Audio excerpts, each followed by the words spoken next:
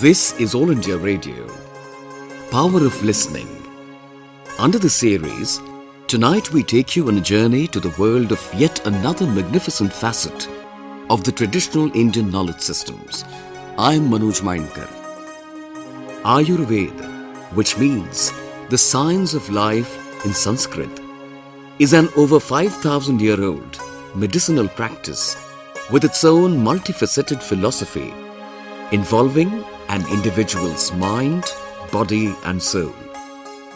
The three original Ayurvedacharyas, respectfully called Brihatrayi, were Charaka, Sushruta and Vagbhata. In the previous episodes, we touched upon the contribution of Acharya Charaka and Acharya Sushruta in Ayurveda. In today's episode, we shall be focusing on Acharya Vagbhata and his contributions to Ayurveda. The experts on the show are Dr. Ambareesh Khare, Ayurvedacharya, Sanskrit scholar and Indologist, and Dr. Neelima Thatte, medicinal professional, Pediatrician, Sanskrit scholar and Indologist. Stay tuned. Namaskar. In this short series of discussions with Dr. Khare, we are trying to know about the Trinity of Ayurveda. In the last two episodes, we discussed about Acharya Charaka and Acharya Sushruta. Today, Dr. Khare will tell us about Acharya Vagbhata. Dr. Ambareesh Khare is Ayurvedic consultant. He is BAMS and MA and PhD in Sanskrit with Vedas as the special subject. He has 7 books and 32 papers to his credit. He has paid academic visits to 9 countries, including France, Canada, Cambodia, Croatia, and Indonesia. He is the recipient of more than 25 awards and scholarships. At present, he is the assistant professor and coordinator at Sri Bal Mukunda Lohia Center of Sanskrit and Indological Studies at Tilak Maharashtra Vidyapith, Pune. He is the principal investigator and director for 4 ongoing research projects. With this brief introduction, I welcome Dr. Ambareesh Khare. Thank you, Dr. Thatte. Namaskar, sir. Today we are eager to understand the contribution of the third Acharya, that is Acharya Vagbhata, who is famous for Ashtanga Sangraha and Ashtanga Hrudaya. It is speculated, however, that these 2 treatises were from 2 different authors. So could you please throw some light on this? Sure. As we have seen earlier, by the word Brihatrayi, a reference is made to 3 treatises of the Ayurveda. First of them is Charaka Samhita and the second one is the Sushruta Samhita. After that, the third treatise can either be considered to be the Ashtanga Sangraha or the Ashtanga Hrudaya, because both these compositions are attributed to the same author, that is Vagbhata. As you have suggested, there were many speculations regarding the authorship of these 2 compositions. Some said that these 2 acharyas were one and the same person, Vagbhata.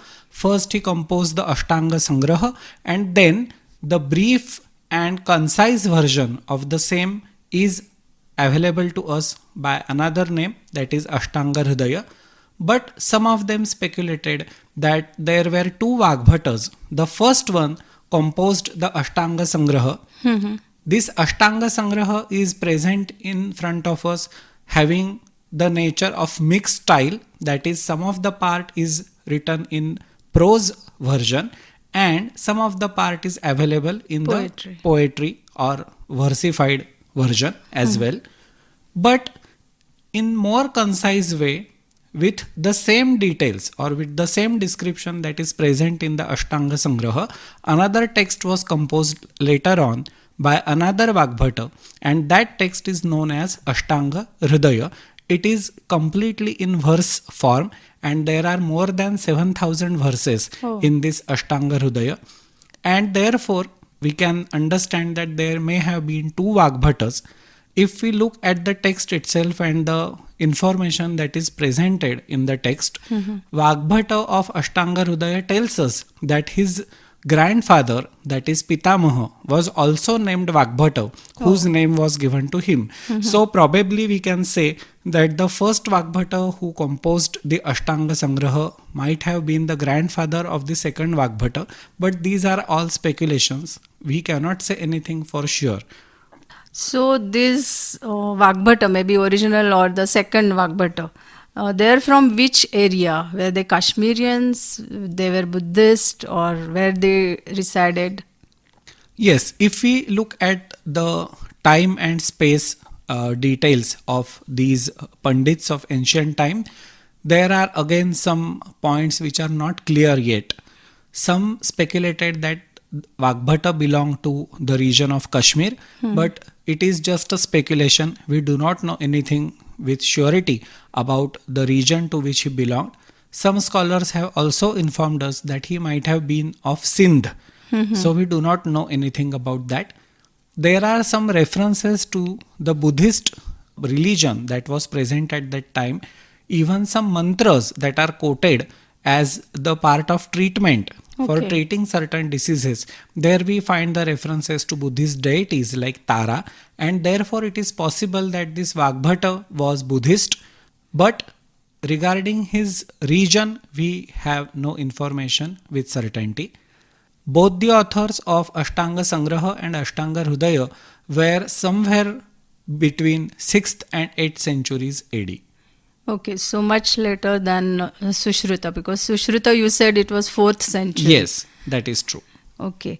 One question comes to my mind that the previous two Samhitas, Sushruta Samhita and the Charaka Samhita, they were named by the author's name or the who compiled them. Yes. But these particular treatises, they are termed as Ashtanga Sangraha and Ashtanga Hridaya. So why this particular Ashtanga term? Can you elaborate on this? Yes, good question. Actually, two kinds of references we have to see. First thing is that, as you have rightly pointed out, the name of the author is not included in the title. That is, we do not say Vagbhata Samhita as such, as we call Charaka Samhita or Sushruta Samhita by the name of the authors Charaka and Sushruta. And another thing is that, what about this Ashtanga? The word Ashtanga refers to the 8 branches of the Ayurveda, and they are collected, that is Sangraha, they are collected at one place, and therefore Vagbhata gave the name Ashtanga Sangraha.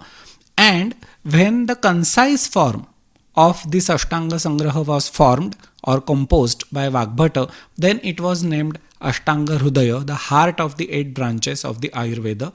And actually, if we look at the earlier discussions about Charaka and Sushruta, we said that Charaka mainly deals with Kaya Chikitsa, and in Sushruta Samhita we find the references to surgery mainly, but also we get the references to Shalakya Tantra, Agada Tantra, Bala Chikitsa, etc.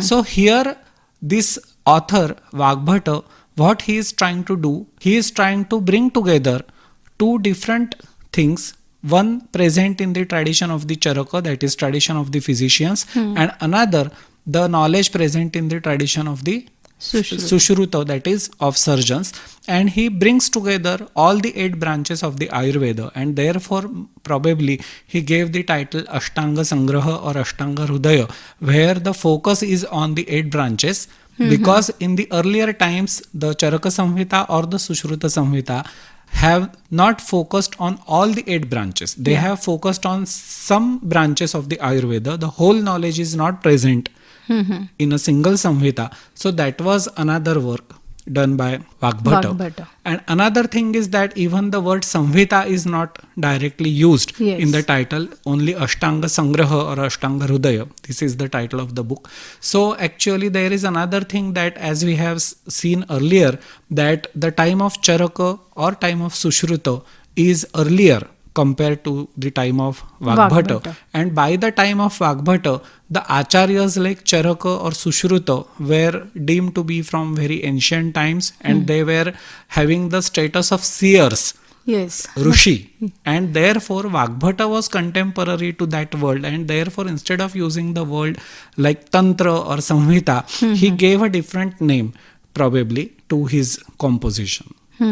So initially all these Samhitas, they had that divine connection and all. So maybe he tried to connect with the common people by giving such title. Yes. And I remember in the beginning of Ashtanga Hridaya, he says himself that Tebhyo tivi prakirnebhyah prayah saratarochayah kriyate Ashtanga Hridayam nati sankshepa vistaram.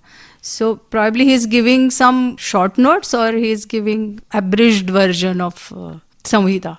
Yes, we can see that by the words Nati Sankshepa Vistaram, what he means is there is a concised form of the knowledge that is present in earlier Samhitas or the tradition of the Ayurveda. He has compiled all the knowledge but in the form of a sutra. We know that there are different schools of knowledge in ancient India, and all of them have some sutra granthas. For example, in Sankhya tradition we have Sankhya Sutras, in tradition of Mimamsa we have Jaiminiya Sutras, or for Vaisheshika we have the sutras written by Kanada. So these are sutra texts which are considered to be the most important texts. In case of Ayurveda, there is no sutra text as such, but there is a sutra sthana.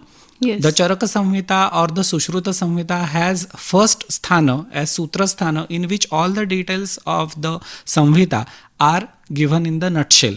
But as we have seen earlier, all the knowledge of the Ayurveda is not present in the tradition of Charaka alone or Sushruta alone, and therefore that Sutra Sthana in a way is not sufficient to give the overall view about the knowledge of the Ayurveda. And therefore what was an attempt done by Vagbhata is that preparing a sutra text as such which will have all the knowledge of the Ayurveda under one roof. And therefore all the 8 branches of the Ayurveda were brought together by him. And as we know about the sutra, it is said that Alpaksharam asandigdham saravad vishvato mukham astobham anavadyancha Sutram Sutra Vido Viduhu. So this Saravat and Alpaksharam are the main things that only the gist of all the things, but it doesn't mean that anything is to be missed out. A good a summary is to be made, and it is to be presented in as short words or as simple words as possible. And therefore this Alpaksharatva is there when you use verse. Because it has a limited number of alphabets in it, and therefore the composition of Ashtanga Hridaya is there, which is completely in the verse form. So that is the particular reason behind this concept of Ashtanga Hridaya. You beautifully explained the concept behind these treatises. So can you just tell us about the 8 branches which are covered in these 2 scriptures? Yes. We have this shloka from Ashtanga Hridaya itself, the first chapter of the Sutra Sthana. Kaya bala grahordhvanga shalya daunshtra jara vrushan ashtavangani tasyahush chikitsa yeshu samshrita. So the chikitsa or the treatment part of the Ayurveda is present in the 8 branches, and the first half of the verse enumerates these 8 branches. The first is Kaya. By the word Kaya, he refers to Kaya Chikitsa, that is internal medicine or general medicine. Then by the word Bala, he refers to pediatrics, the treatment given to children. Then we have Graha. By the word Graha, he refers to the divine treatment, Daiva Vyapashraya Chikitsa. In case of Bala Grahas or some other diseases like Unmada and Apasmara, it was supposed at that time that some evil powers possess a person or possess some children, and therefore these kind of diseases are there. And to cure these diseases, it is necessary to get rid of these evil powers, and it is possible by some rituals like chanting the mantra, having some japa, or performing some sacrifice or some things. And therefore all this matter is combined together in this branch called as Bhuta Chikitsa or Graha Chikitsa that is present in the tradition of the Ayurveda. we get to see a glimpse of this knowledge in the Sushruta Samhita as well. Yes. So that knowledge is there in this branch. Then Urdhvanga refers to eye and ENT, that is Shalakya Chikitsa, where we cure the diseases of ear, nose, throat and eyes. Then comes Shalya, which is already mentioned by Sushruta in large details. Yes. And this is another famous branch of the Ayurveda. Then we come to the word Daunshtra. This word Daunshtra refers to the poisonous fangs of snake, and actually by that the Agada Tantra or toxicology is to be supposed here, and all the knowledge regarding different poisons and antidotes and what is the nature of the treatment, all these things are given in this particular branch of the Ayurveda. And after the 6 branches of the Ayurveda, which are dealing with different types of diseases, the last 2 branches are not directly related to the disease as such, but they are related with the health of a common person. That is Jara and Vrusha, the words used by Vagbhata in this particular stanza. The first word Jara refers to the old age, and actually the type of treatment which is related with this is called Rasayana Chikitsa. And there were certain kind of medicines present in the tradition of the Ayurveda, and it was supposed that if one consumes these rasayanas with proper precaution, with proper procedure, then he will get rid of the old age also. And all his strength, enthusiasm and vigor will be there as it was in his young age till the time of death. And therefore it is possible also to get rid of the death, or to go towards longevity and to get more and more out of our life. So these all parts are there in this Rasayana Chikitsa. There are certain references of this Rasayana Chikitsa also in the Charaka Samhita, and we are told about the 2 kinds of Rasayanas. One is Vatatapika, that is the one which you can have while doing all the day-to-day duties that you do in your daily life. But another type which is more important and more useful also to prevent our body from getting old is the Kuti Praveshika Rasayana, in which you have to enter a kuti, a hut, and to live there only by eating the Rasayana that is kept in a large container in that kuti. You should never get out of that hut till that prescribed time is completed, and it is supposed that all your body gets rejuvenated during this time, and then you come out of the hut when you are totally young and free from old age as well as all the diseases that might have been present in the earlier stage. But then what was that minimum period required to stay in that hut? It was of some months. Oh, quite interesting.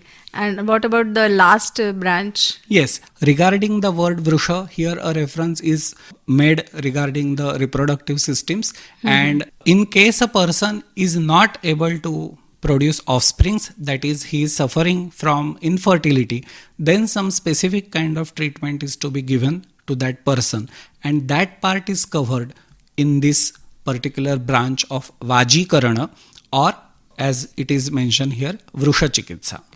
And the diseases about women, they are covered in the Bala part only, or there is a different section? No, some of the diseases are covered in Bala part, but some are directly related with Kaya Chikitsa as well.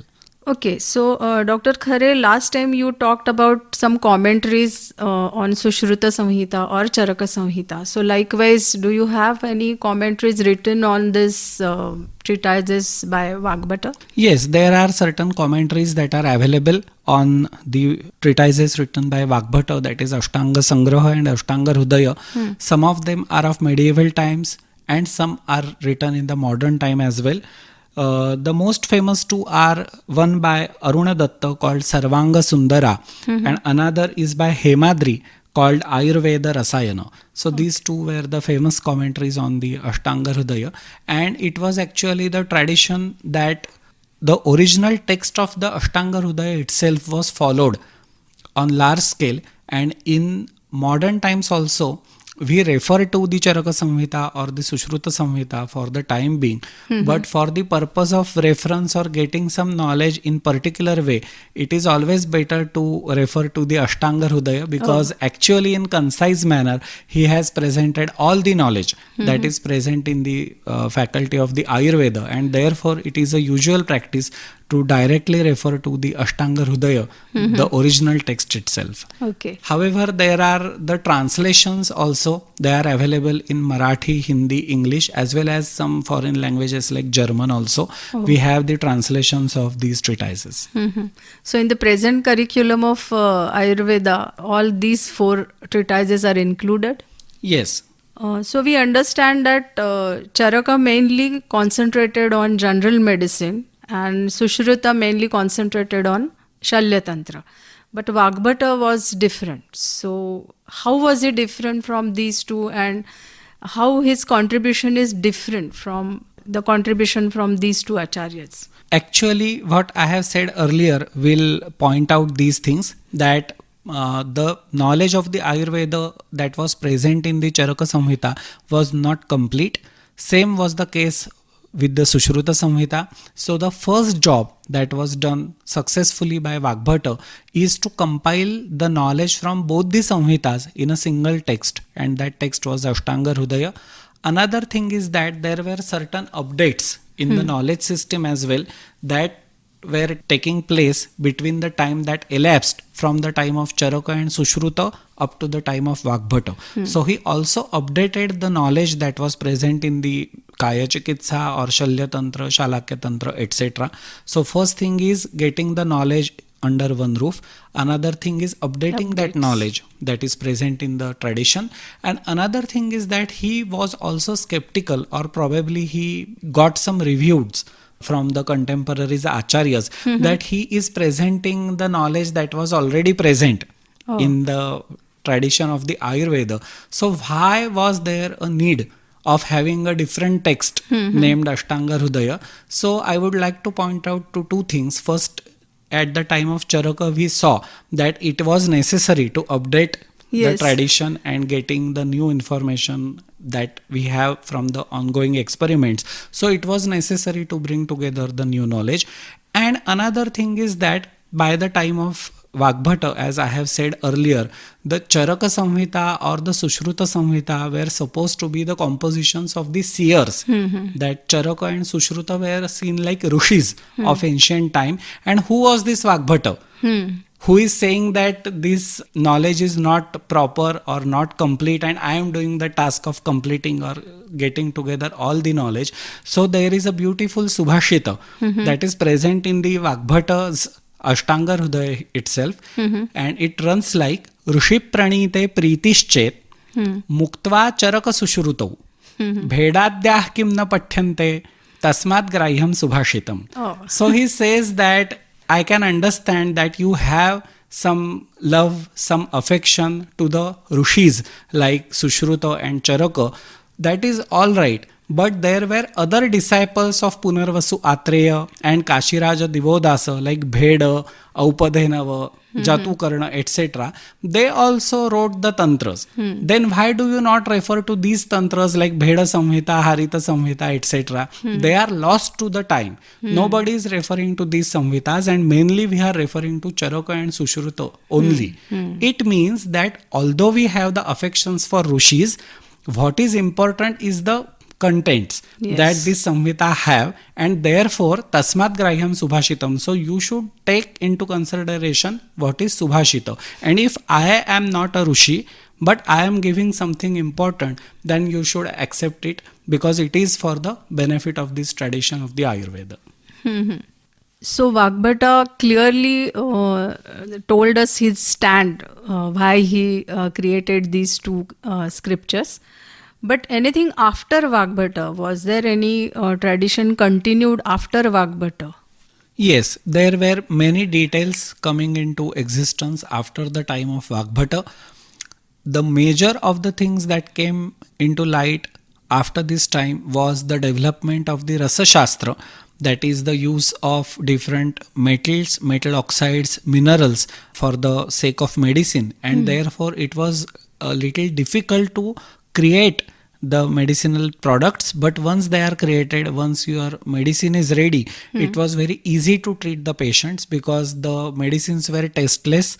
They were to be consumed in very small amount, and they were very effective compared to the earlier medicines that were prepared only from the plants. And therefore the Ayurveda has this long tradition of the Rasa Shastra. There is a text called Rasaratna Samuchaya. It is also attributed to Vagbhata, but probably this Vagbhata was someone else because this text is much more later compared to the Ashtanga Sangraha or Ashtanga Hridaya. And as we have seen about these great treatises, that is Charaka, Sushruta and Vagbhata's compositions, similarly in the medieval times there were other treatises which were called Laghutrayi, small 3 treatises of the Ayurveda.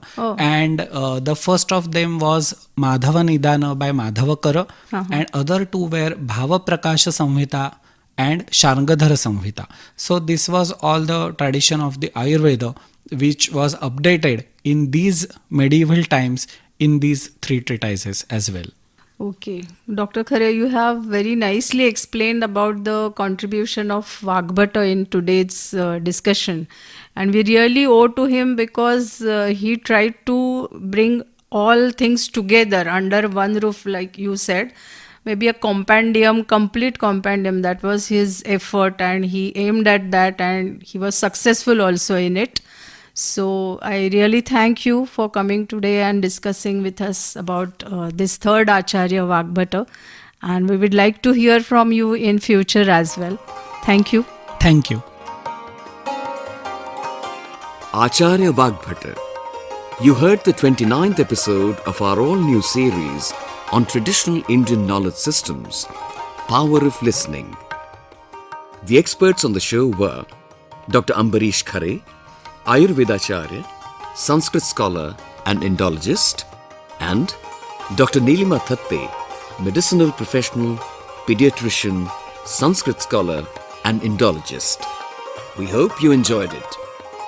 This series has been conceptualized by Shashi Shekhar Vempati, CEO Prasar Bharati, and produced by Neelima Patwardhan and Vinod Kumar. Special thanks to AIR Pune, Amol, Parth and Randheer Thakur for their contributions.